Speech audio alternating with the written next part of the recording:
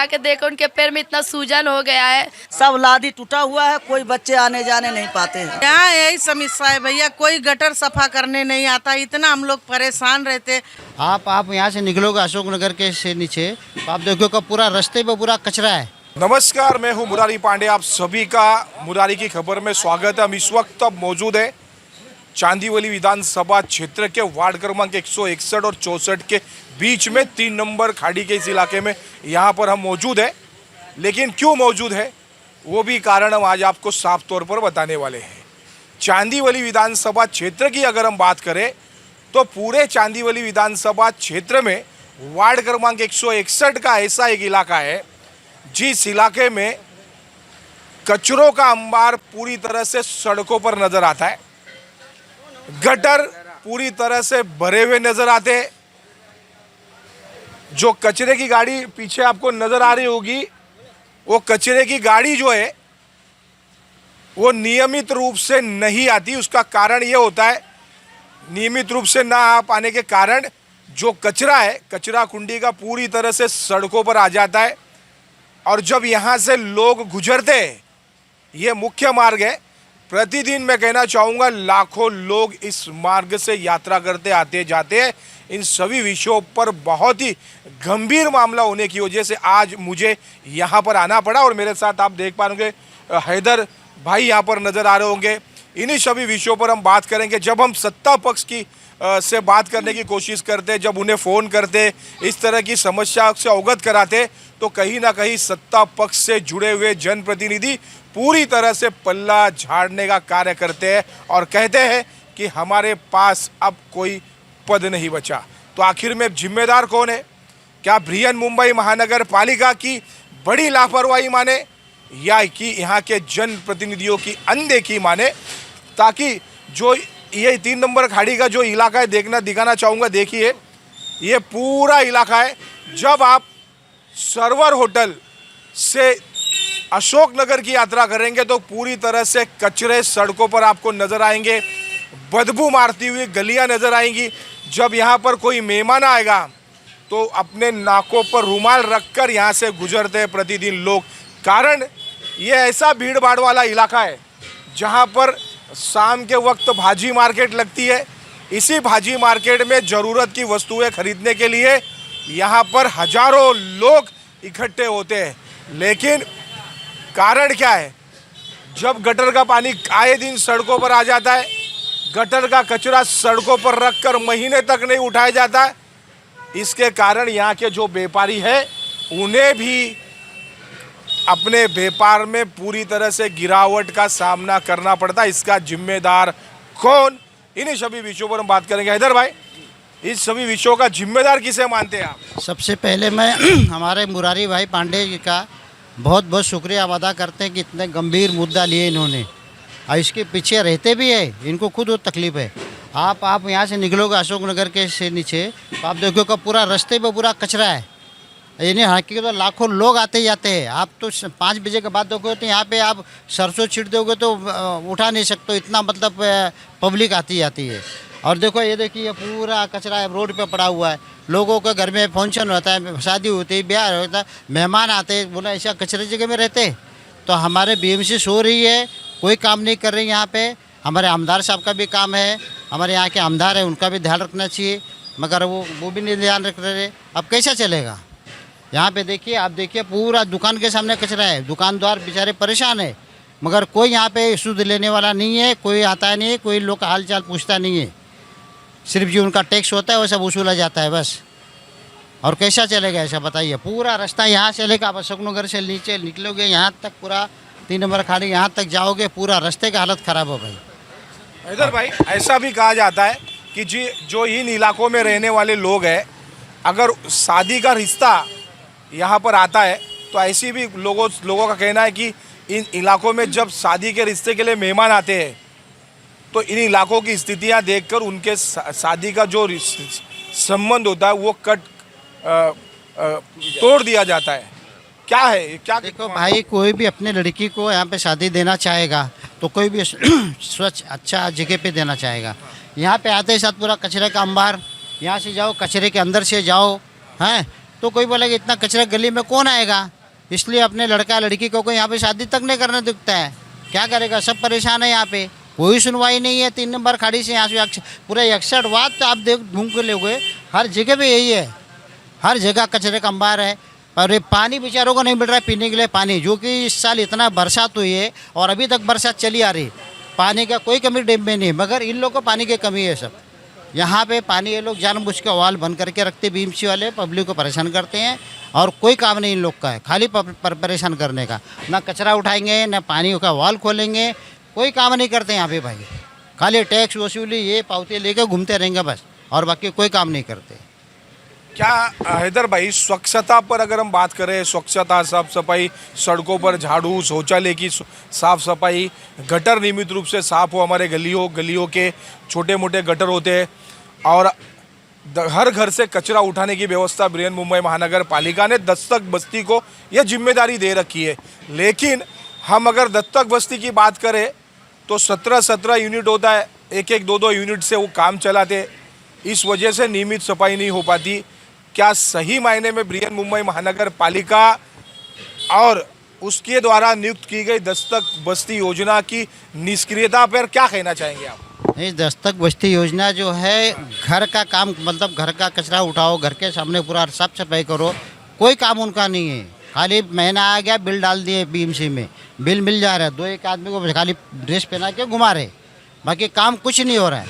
अगर दस्तक बस्ती के देखो पूरा कचरा देखो, ये सब है, ये सब कोई दस्तक बस्ती वाला आता नहीं है, कोई कचरा घर से उठाता नहीं है, सब खाली बिल लेते बैठ बैठ के बस, कोई कुछ काम नहीं कर रहे हैं यहाँ पे 3 नंबर खाड़ी में। आज के डेट में पूरा मुंबई में सबसे मतलब बेकार इलाका होगा हमारा 3 नंबर खाड़ी। बेशक आप देख पा रहे हो, सबसे बेकार इलाका है 3 नंबर खाड़ी। उसका कारण है सिर्फ और सिर्फ बृहन्मुंबई महानगर पालिका और उसके द्वारा नियुक्त की गई दस्तक बस्ती योजना की निष्क्रियता के चलते इन इलाकों में इस तरह की अवस्था, सड़कों पर कचरे का अंबार नज़र आता है। और दस्तक बस्ती योजना पर अगर हम बात करें तो सीधे तौर पर कहना चाहूँगा, दस्तक बस्तियों को संचालित करने वाले लोग और बृहन्मुंबई महानगर पालिका में बैठे अधिकारियों की मिली भगत से सालाना करोड़ों रुपए का भ्रष्टाचार सिर्फ और सिर्फ दस्तक बस्ती योजना के नाम पर होता रहा है और सफाई के नाम पर सिर्फ और सिर्फ कागजों में दर्ज होकर लोग बिल अपना पास कराते रहे और भ्रष्टाचार करते रहे। कब तक बृहन्मुंबई महानगर पालिका इन दस्तक बस्ती योजनाओं को भ्रष्टाचार के लिए संरक्षण देती रहेगी? अगर दस्तक बस्ती योजना इन इलाकों की सही मायने में जवाबदार है तो उससे बड़ी जवाबदारी बृहन्मुंबई महानगर पालिका के अधिकारियों की है और यहाँ के जनप्रतिनिधियों की। ऐसा भी कहा जाता है कि जो जनप्रतिनिधि यहाँ के हैं, विधायक साहब, वो रिहायशी इलाकों में जाना पसंद करते हैं, क्योंकि इन इलाकों में अगर उनका आना जाना हो जाए तो शायद लोगों की शिकायतों का अंबार लग जाए, लोग चलते चलते सड़कों पर इन्हीं सभी विषयों की शिकायत उनसे करने लगे। शायद इसीलिए इन सभी इलाकों में विधायक साहब आने से कतराते हैं, ऐसा मेरा मानना है। अगर विधायक जी और बृहन्मुंबई महानगर पालिका के अधिकारियों का यहाँ पर आना जाना शुरू हो जाता तो निश्चित रूप से इस तरह की अवस्थाएं यहाँ के लोगों को नहीं झेलना पड़ता और जो नरकी जीवन पिछले कई वर्षों से 3 नंबर खाड़ी वार्ड क्रमांक 161 हो, 64 का इलाका हो, यहाँ पे रहने वाले जो लोग झेल रहे हैं, इस तरह की जिंदगी उन्हें ना जीनी पड़ती और शर्मिंदगी का सामना ना करना पड़ता। अब मैं निवेदन सीधे तौर पर बृहन्मुंबई महानगर पालिका के अधिकारियों से करना चाहूँगा और ख़ास कर जो यहाँ के विधायक है, क्योंकि नगर सेवक, एक्स नगर सेवक के पास अगर हम जाते हैं तो वो सिर्फ और सिर्फ पद पर नहीं होने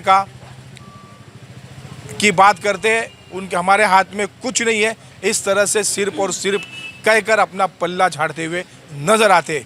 मैं सीधे साफ तौर पर हम व्यापारियों से भी बात करेंगे कि क्या इस तरह की अवस्था से उनके व्यापार पर किस तरह का असर है, उन सभी विषयों पर। हाँ, कल हमने कंकाली डेरा जो है वहाँ के चाली में, कंकाली मोहम्मदी चाली में दौरा किया। आप मानोगे नहीं, पूरा का पूरा गटर खुल गया है, पूरा लादी उसके अंदर टूटी हुई है। वहाँ पे एक औरत का पाँव टूट गया, घर में बैठी थी, बोले बाहर ही थे भैया, गिर के बच्चे के पाँव टूट गया।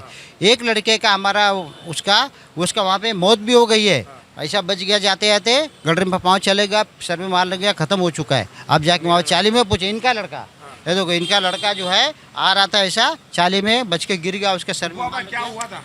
पानी लेके 10-10 लीटर का गैलन आ रहा था, बस उसमें पैर उसका घुस गया, गिरा, टप से छोटे भेजे पे लगा, बड़ा भेजे का पर्दा फट गया, जगह पे ख़त्म हो गया। 2 बच्चे का बाप, एक लड़का एक लड़की। अब मैं क्या करूं गरीब आदमी होकर। तो ऐसी वहाँ की व्यवस्था है, बहुत खराब इतना वहाँ पे। व्यवस्था आप देखो पूरा चाली पूरा खुला हुआ, लोगों का गटर का पानी घर में घुस रहा है। आप वहाँ के एक बार दौरा करेंगे ना तो आपको समझ में कैसे जानवर रह रहे हैं। ये हमारे यहाँ चालियों का हाल है, कोई सुनने वाला नहीं, कोई देखने वाला नहीं है। ऐसे कल एक बुढ़ी गिर गए थे, वो बुजुर्ग गिर गए थे, इधर से वो घर पे गए, बैठे हुए हैं, जाके देखो उनके पैर में इतना सूजन हो गया है। बच्चे लोग भी आते जाते रहते, बूढ़ पुरानिया से लेके सयान बड़े सब तो आते जाते रहते भाई। इतना गटर का नाला भी खुला है। एक तो मेरा बड़ा भाई इंजीनियर था, वो भी गिर के ख़त्म हो गया, जर्जी में ख़त्म हो गया, इतना सिर उसका ख़त्म, खून निकला था, खाते जगह में हो गया भाई। क्या करें, अब बहुत शिकायत की है, बहुत उतवा भी किया हम लोग भी, जब नहीं सुन रहे तो क्या करें। अब ऐसा जो आप लोग कर रहे हो तो बना दोगे तो अच्छा बात रहेगा। बनाना चाहिए, गटर बनाओ। सब यहाँ का लादी जितना है सब लादी टूटा हुआ है, कोई बच्चे आने जाने नहीं पाते हैं। जो बच्चे आते हैं पुरनिया आते हैं, गिर उड़ जाते हैं यहाँ पे।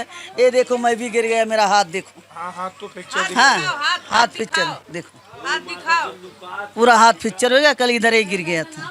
कोई सुनने वाले नहीं है, कोई बनाने वाले है नहीं। गटर साफ करने वाले 15-15 दिन 2-2 महीना हो जाते हैं, हम लोग बुलवाते हैं, कोई नहीं आता। यहाँ यही समस्या है भैया, कोई गटर सफा करने नहीं आता। इतना हम लोग परेशान रहते, बच्चे लोग बीमार रहते, गोड़ टूट जाता, कोई बच्चा पुरानिया जाता उसका भी गोड़ हाथ टूट जाता। इतना बास आता, हम लोग दरवाजा बंद करके खाना पीना खाते हैं। तो कभी कोई शिकायत बहुत शिकायत किया, लेकिन कोई सुनवाई नहीं है। जो आता देख के चले जाते, मगर कोई सफा नहीं किया आज तक। बहुत परेशान हम लोग, गटर के पीछे बहुत परेशान। हाँ वही तो बोल रहे हैं, बच्चे लोग अभी एक बच्चा का कल परसों गोड़ टूट गया, उसका फ्रैक्चर हो गया, लेके गए उसको प्लास्टर लगा के लेके आए। बहुत परेशान है, गटर के पीछे हम लोग बहुत परेशान है। देख पा रहे काफी ज्यादा लोगों के अंदर रोष व्याप्त है। कोई जनप्रतिनिधि हो या बृहन्मुंबई महानगर पालिका का अधिकारी हो, कभी इन इलाकों में आता नहीं, ऐसा भी इनका एक आरोप है खास तौर पर। और गटर के हम सभी ढापों की अगर बात करें तो पूरी तरह से ढापा टूटा हुआ है। और गटर की जो नियमित सफाई होनी चाहिए दत्तक बस्ती योजना के माध्यम से, वो नियमित सफाई भी बरसों से नहीं हो पाई है। क्या इन इलाकों की दत्तक बस्ती योजनाएं पूरी तरह से निष्क्रिय है? अगर वो निष्क्रिय है तो बृहन्मुंबई महानगर पालिका के अधिकारियों ने अब तक उन पर कार्रवाई क्यों नहीं की? सवाल इस बात का आता है। अब देखना होगा क्या बृहन्मुंबई महानगर पालिका के अधिकारी उन दत्तक बस्तियों को जो इन इलाकों से जुड़े, उनको क्या सही मायने में ब्लैक लिस्ट कर दूसरी दत्तक बस्ती योजना की नियुक्ति कर इन इलाकों की नियमित सफाई करवा पाएगी क्या? ये सारे सवाल अब बृहन्मुंबई महानगर पालिका से खड़े होते। अब देखना है क्या यहाँ के लोगों के साथ बृहन्मुंबई महानगर पालिका सही तौर पर न्याय कर पाएगी क्या? खासकर मेरे शो की कैमरामैन राजेश सिंह के साथ मैं मुरारी पांडे, मुरारी की खबर, मुंबई साकिना का 3 नंबर खाड़ी से।